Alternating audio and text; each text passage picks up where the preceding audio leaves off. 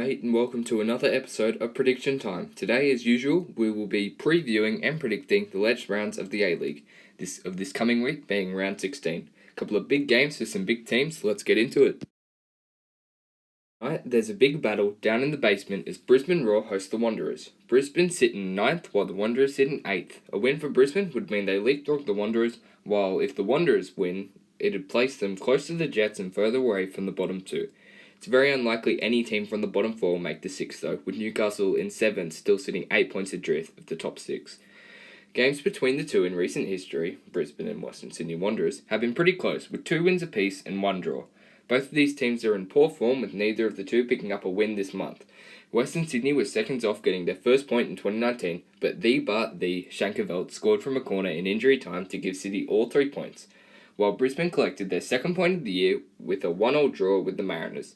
That game was their first goal in 3 rounds, playing the two Melbourne teams losing 1-0 to City and most recently getting embarrassed 5-0 at home to Victory. Rolly Bonavacia scored 3 in his last 3, most impressively his free kick against Adelaide United. I think Western Sydney Wanderers have been heading in the right direction but have been unfortunate not to pick up a point. It's unfortunate that Duke wasn't signed earlier, as he would have been a great addition to the team, but Yeboah and Riera have already proved themselves to be goal-scoring talents in the A-League. I think Brisbane will be worse than Western Sydney Wanderers, as on the night Western Sydney Wanderers win 2-0, keeping a clean sheet and picking up 3 points. The lesser-known fixture on Australia Day sees a clash of New Zealand versus Australia. Melbourne City spend their Australia Day across the ditch as they take on the Knicks. Melbourne City almost slipped up again against one of the basement dwellers, like they did against the Mariners, but they waited for an injury time winner to get their win in a 7-goal thriller against the Wanderers.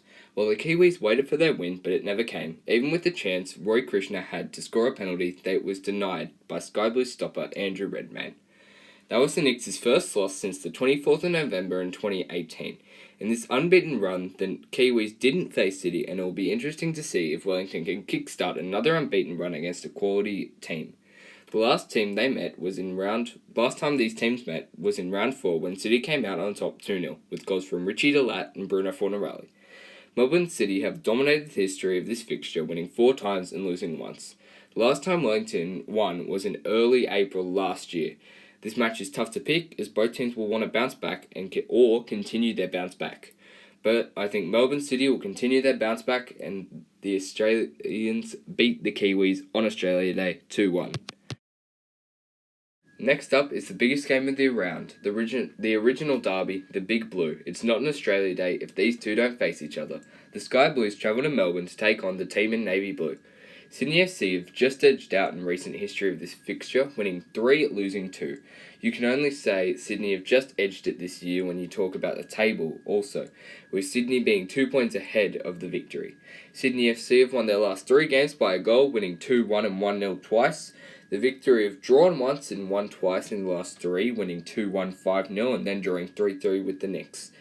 The Victory were 2 goals behind at half-time in their game against the Knicks, but that didn't stop them from picking up a point. The Sky Blues, however, disposed of the Knicks, but not without some nerves, as it took a Redmayne penalty save to claim all 3 points. This game will be hotly contested, with teams so close to each other in the table and so close to the top of the table. They can't afford to stuff up, as it's unlikely Perth will the rest of the season. The last time the two played, Melbourne Victory won 2-1, but I reckon it'll be a 2-2 draw.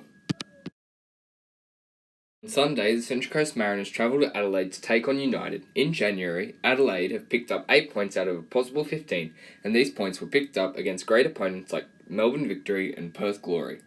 While the Central Coast Mariners picked up 4 points out of a possible 15, the Mariners have looked like a completely different team this year, playing well against Sydney and Wellington, beating Melbourne City, drawing with Brisbane Roar, and most recently losing to the Jets, the rivals the Jets in the F3 derby.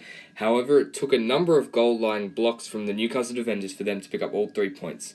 So maybe the Mariners can get 3 points as they look to get off the foot of the table, while Adelaide continue in their quest for finals football, sitting in 5th on goal difference, 8 points off missing out in the finals. I think the Mariners have the confidence from the past couple of weeks to push on and maybe get something from the game.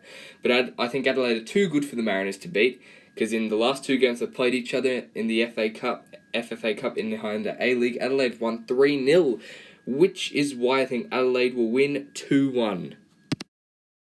The last game of the round sees league leaders host the Newcastle Jets, who will be looking for a miracle in order to make the finals, and I think even just beating Perth would be a miracle for Newcastle. Both teams want to win for different reasons. Perth want to stay atop of the league, while the Newcastle Jets look to make up ground between them and the top six. The Jets are coming off a 1-0 win in the F3 derby, while Perth are coming off a boring 0-0 draw against the Reds. Usually the glory of the team to pick up the points in this fixture, with 3 wins in the last 5. Perth Glory have kept clean sheets in the last 2 games. This is an issue for Newcastle, as they have the worst scoring record in the league, level with the Central Coast Mariners. The worst scoring record in the league really puts me off Newcastle. I can't see Newcastle win, but I can see them taking Perth Glory close in a nervy 1-0 win for Glory, as they maintain their spot at the top of the table. Again, those are just my thoughts. Let me know your predictions down in the comments below. Also down in the comments below, let me know if there's anything you'd like me to talk about in particular on the channel. If you enjoyed the video, please like and subscribe. And as always, thanks for watching. Have an awesome day, and bye.